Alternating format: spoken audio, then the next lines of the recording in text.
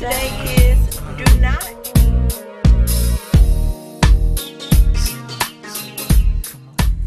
All right, friends, welcome back to my channel, A Radical Relationship, where we are talking all things faith and all things lifestyle.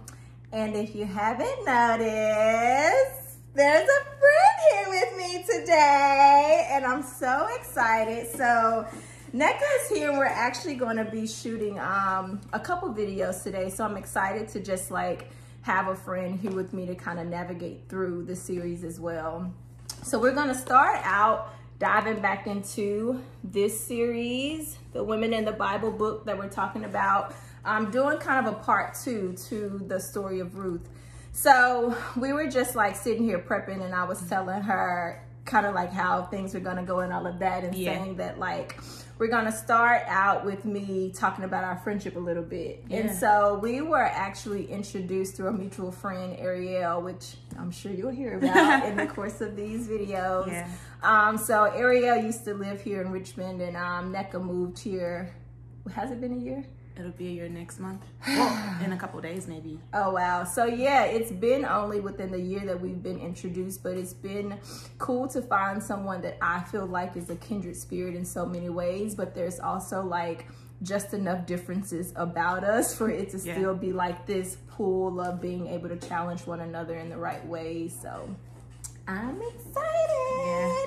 All right, so let's get into it. We're kind of just gonna open it up like we typically do, and just start out really high level with just like, tell us what you thought about the Book of Ruth. You don't even know where to start because it's so good. Typically, I just love the Book of Ruth. I really feel that like if Ruth was you, like me and her would be homegirls. Like you typically. But more recently, the Book of Ruth has just really been a kind of like a sore spot for me. In reading it, it just has not brought me like this gladness and this fire that I tend to read. When I read it, I feel. And I haven't really even resonated with Ruth in the book as much as I have with Naomi in the former parts of the book. But overall, I love the Book of Ruth. I think that she just was honestly just loyal and hardworking and disciplined, and she was a person for her people. And that's really just how I feel about the Book of Ruth. Yeah, so one of the things that I really appreciated just kind of like in our conversations about the book is how you talked about how when you first started to read through and there was all of this hope, there was all of this like good stuff. There was like this, talk about that. Yeah, I have been in a space right now where prayer is just not easy for me. And I have not been as hopeful as I tend to be. I tend to just kind of be like, God is it, and whatever else will work out, right? But I haven't been feeling that for myself. So to read something and to see Ruth, which is so funny, like earlier I said I identify with Ruth, right? Because that's typically how I move. Like how she talks is typically how I move. But because I'm kind of in this place of just like unhappiness, and just feeling kind of far from God, like he doesn't care about the things that are on my heart right now, to see someone like being me just made me really just bitter. Like I remember just being like, how can you say something like God will always make a way for the people who love him? And I remember just like when I read that in the book, underlining it, writing the date that I read it, and writing, does he though? Question mark. Because I just didn't feel that. And I really, Yeah, it's cool that you mentioned how Ruth moves is how you are as a friend, because it immediately takes me back to just a few weeks ago at Ariel's wedding. And first of all, you're not like superly or overly emotional. You actually are probably emotional, but like not overly emotional, but and you, I think, even mentioned that weekend or shortly after, like, man, that whole, like, where you go, I'm going. You know, like, your God is going to be my God. Your people are going to be my people. Like, that's the epitome, you know, of what I, even from the outside looking in with you two being best friends, really felt like I saw in you for her, like, literally lived out that, like, look, sis, we riding it out. And I won't go into the friendship too much because that's going to take away from the other video. I think that that was amazing. Talk to me about, like, So we were just talking a little bit, chatting here about this whole, like, you leave a place because a famine is going on. You get to this land. It's all good for a while. Ruth was married like 10 years, and for Naomi is really bad because she loses her husband and 2 sons. And then, you know, there's this point of like, what do I do? One of the things in reading the book that it made me think about with your story is this journey that you're on now, in the midst of trying to get to med school, coming here from Texas, really loving Texas. So in the first video, I talked about how they made this like move that wasn't glamorous. And I feel like that was Richmond for you. Coming to Richmond wasn't the exciting, glamorous, like I'm all about this move, but you did what you had to do. Yeah. Talk to me about how maybe you can relate to Ruth in that way and what that's been like for you. I think that I can definitely relate to Ruth in it because, like, since being here, like, I see that God's hand is moving, right?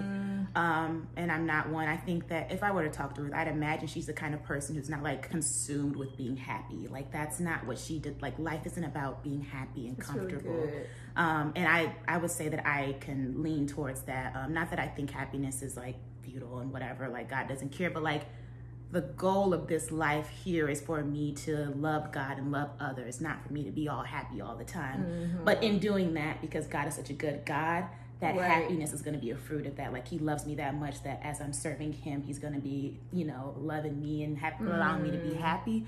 But like, yeah, since Richmond was definitely that for me, because it's just a part of the journey. And I believe God for the journey. I believe what he's like the passion he's put in my heart. Yeah. I believe that he's good to me like that. And I believe if I'm being good to him and I'm within his will and I'm trying to be selfless and I'm not trying to like do everything for my gain, then I can't help but to glorify God and be good, right? Yeah. I'm interested in, so there's this delicate balance. There's this delicate balance of I'm not here to necessarily be happy, but I want to be happy. You know what I'm saying?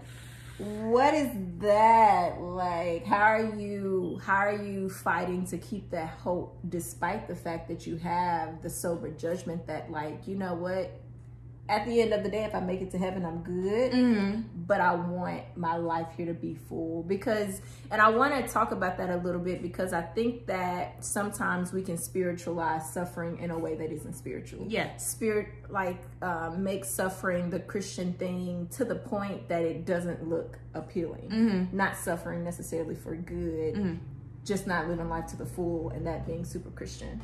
So how do you try to navigate that balance of the sober judgment that it isn't all about being happy, but also trusting God for the things that are going to make you happy? Yeah. That's not something that comes from within me, because that's just not my character. I don't, I think I know that to be true, but I don't know if I believe it to be true. So that's where having friends like you, having spiritual mentors and like other people who can like see when I'm getting too Nneka about things, and they can be like, yeah, but that's not what God wants for you, you know? Whereas I'm just like the type of person, like if it's not contributing to my spiritual development, if I'm not developing new, you know, disciplines to where I can know God better, then it's secondary and it doesn't matter. And it's just like, well, God didn't put me in this physical body with actual emotions on this earth with things that I can touch and feel, that in some stuff that only just brings gladness. Like there's some stuff in this life that has no other purpose but to bring gladness, for me to like negate all of that and just be like, okay, but how do I know God better in this text? And how do I, so people help me with that, because even right now, I don't know that I believe that for myself. I know it to be true because that's the character of God. I know that that is true, but I don't, it's really hard for me to believe that one for myself. Yeah, that's, it's so cool because I think like as we're talking, I'm like, dang, Ruth is Nneka! Like, because I didn't think about this fact that like, I don't know, I guess like in you, because I know you, I can clearly see or envision like the mindset and the thinking about why Ruth would make a decision like this. Yeah. I didn't think about it at all. I really didn't. But to know you as a person, I'm like, yeah, she's just like, it ain't about me. Yeah. What you need? And they ask that in the book, like one of the like questions at the end of the chapter. It's just like, what would you have done? Would you have been Orpah? Would you have been Ruth? And I'm like, yeah, I would have gone with Naomi. Like, without a doubt, like, I was going to go with her. Right. Like, I identify with Ruth. Like, that's so funny because I've been harping on one of Tony's points from a while ago where he says, like, find your situation in the Bible. And I'm just like, dang, this one's mine. This is mine. Like, this woman is really Nneka. That's cool. So they get back, you know, Naomi is actually home for Naomi, not home for Ruth. And then Ruth just springs into action. How do you relate to that?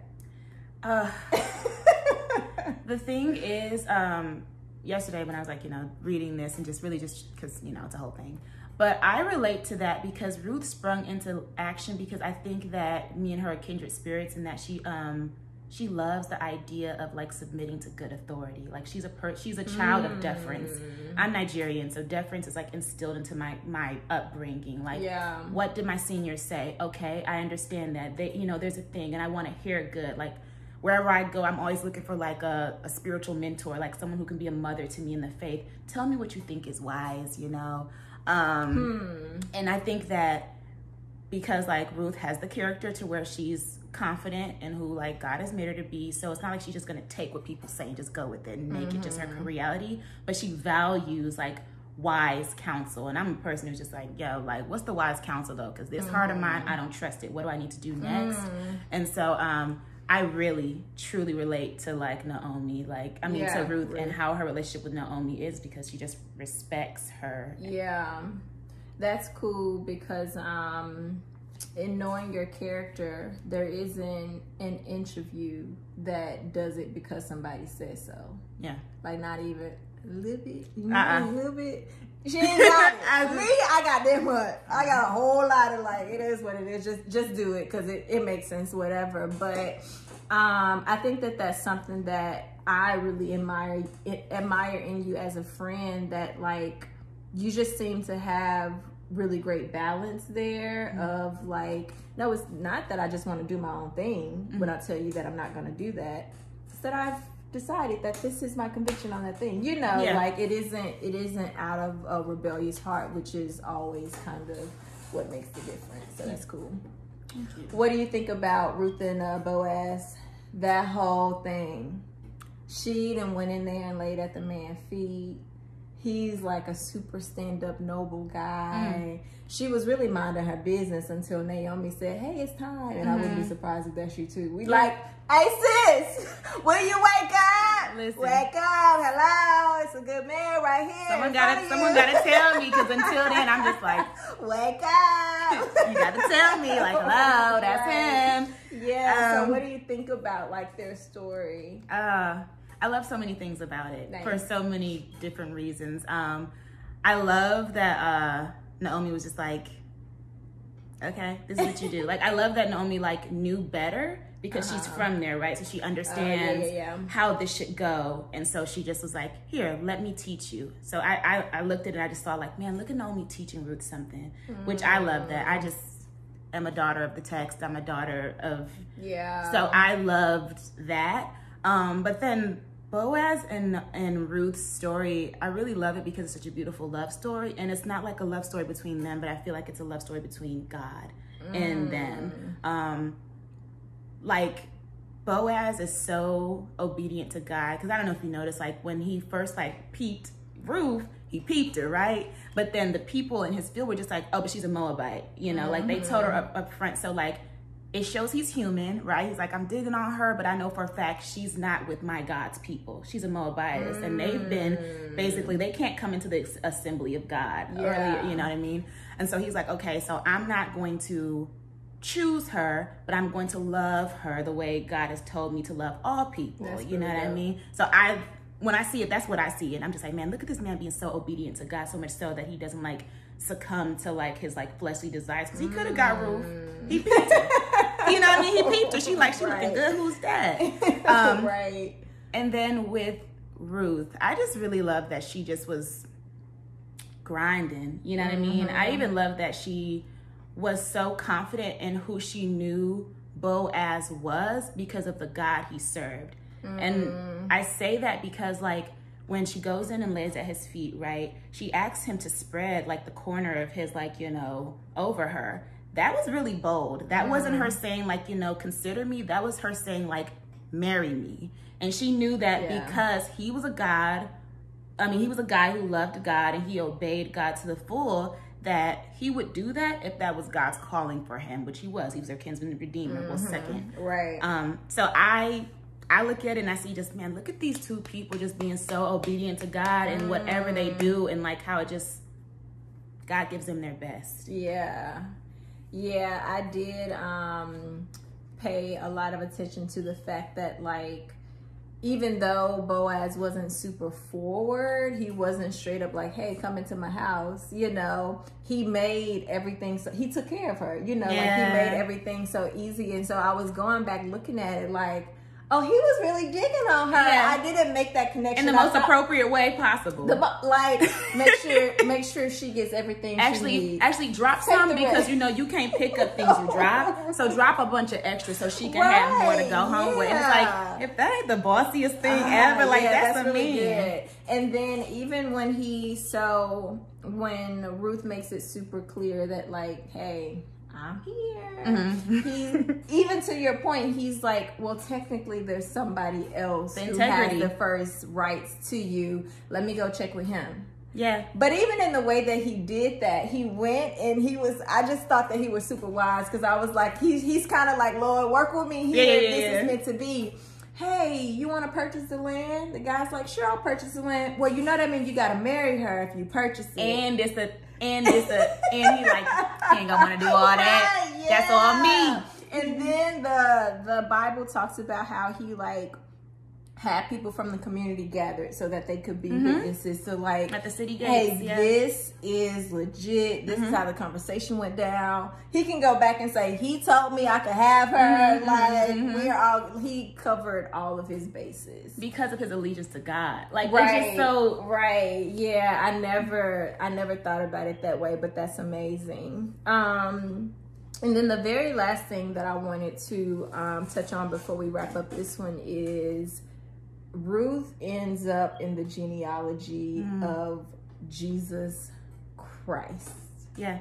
And I mentioned in my last video that you were the one who pointed out to me that, like, Yahweh is mentioned nowhere in the Book of Ruth. Yeah. So for God's name, you know, not to be explicitly mentioned in the way that says, like, look at this huge thing God did. Yeah. Look how God was so faithful. You kind of pull those things out. And then God is faithful in the most faithful way. You know? Tell me about that. First of all, out of control. It's out of control. Seriously, it's charged up. But I think it's so hard because, like, it just, and I've been saying this, you know, I'm going to say the thing I've been saying, good things are God's things.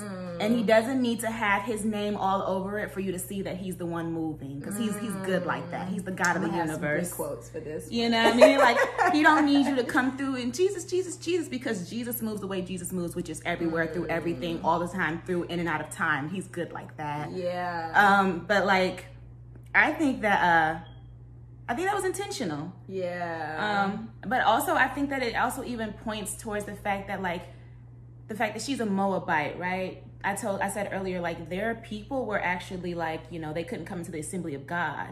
So the fact that he used this, like, this person who's like, shouldn't be the person.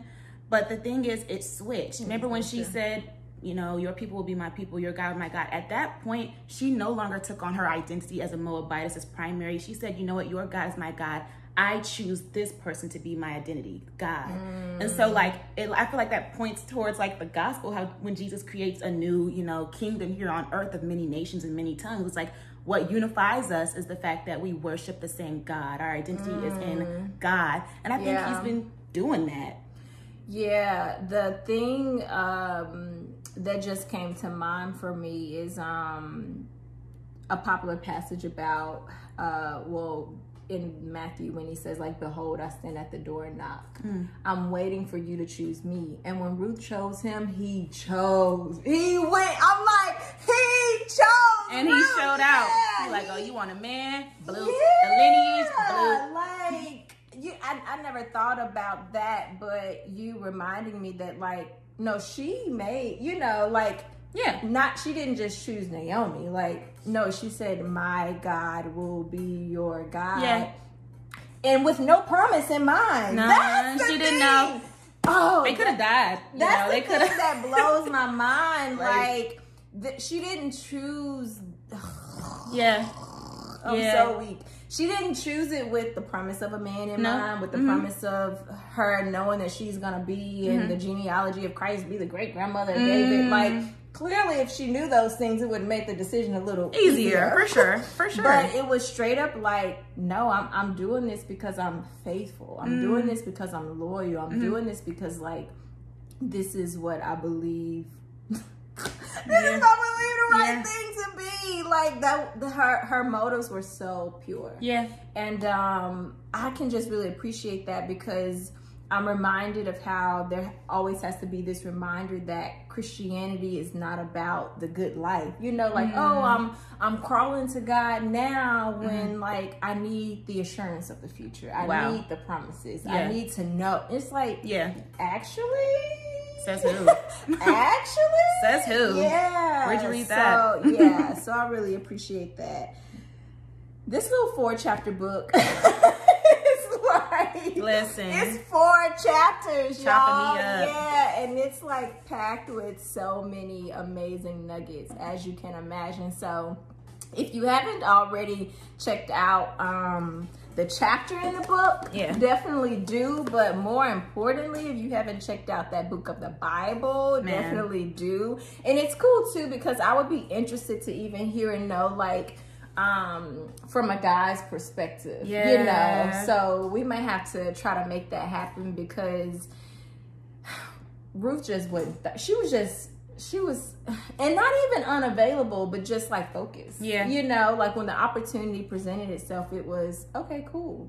So if you haven't checked out the Book of Ruth, male or female, definitely do it, just because we are like going through this book, but the goal is to always point back to the Bible, right? It's to always point back to Christ. So hopefully you have enjoyed our little chit chat session here. I'm super excited, because, like, I really love, like, bringing this kind of modern view to the Bible so that people can relate. But I think that Nneka is a great student of the Bible, and it's like a natural interest that she has, like, to go back and do the digging and do the studying to see the original context and bring out the kind of richness that I think you saw in this video. So I don't know if she know that y'all gonna be seeing more of her, because I done, like, pulled her along on the journey. Girl, but to God be the glory, honey. So until next time, we are out.